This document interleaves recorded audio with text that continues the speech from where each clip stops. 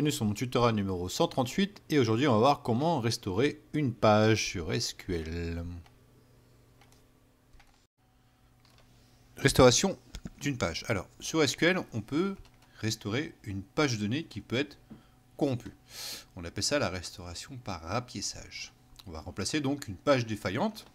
Ça peut être extrêmement utile dans le cas où on a une BDD avec plusieurs téraoctets. Au lieu de tout restaurer, on peut restaurer une page qui peut être corrompue.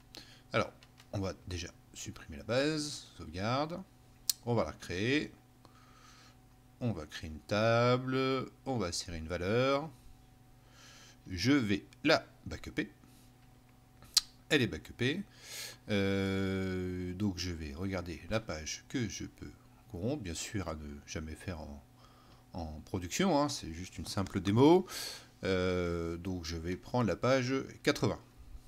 Alors, je vais faire un dbcc breakpage, je vais mettre une autre valeur, hexadécimale, ici je vais mettre 000, c'est parti, c'est fait, et si je fais un select de la table sauvegarde, on voit bien qu'il y a une erreur au niveau de la page donnée 80,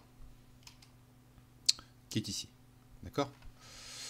Alors, c'est parti pour la restauration de la page. Donc restaure database et on peut lui affiler en fait le numéro de page. Donc ici on va mettre le 1.80. On va essayer de restaurer cette page de données. Est-ce que ça marche? Donc on va faire use master. Là on voit qu'elle a été restaurée. On voit que c'est très rapide et on voit que ici il n'y a qu'une page qui a été traitée dans la base de données. Une page qui a été restauré. On va faire un select pour voir si ça marche.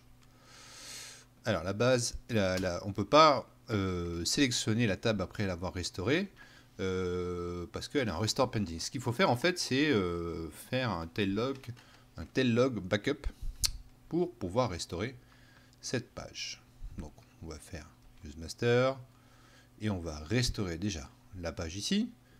Après, je vais faire un backup log et je vais restaurer les logs qu'on a backupés auparavant. Donc, je fais d'abord le restore de la page. Je vais mettre la base en single user. Je fais un backup du log de la base sauvegarde. On voit c'est très rapide parce qu'il n'y a pratiquement rien dans la table, hein, dans la base. Je fais un restore log. Et si je fais un select, on voit que la page n'est plus corrompue et la valeur 1 est maintenant valide. D'accord? Donc quand vous faites une restauration de page, il faut absolument faire un tail log backup. Il faut backuper les logs qu'il y a dans la base et les restaurer derrière. On peut le faire aussi via l'interface SSMS. Donc je vais rebackuper la base. Je vais la recomp, pardon. Donc si je fais un select, j'ai toujours le même résultat hein, pour la page 80 qui est corrompue.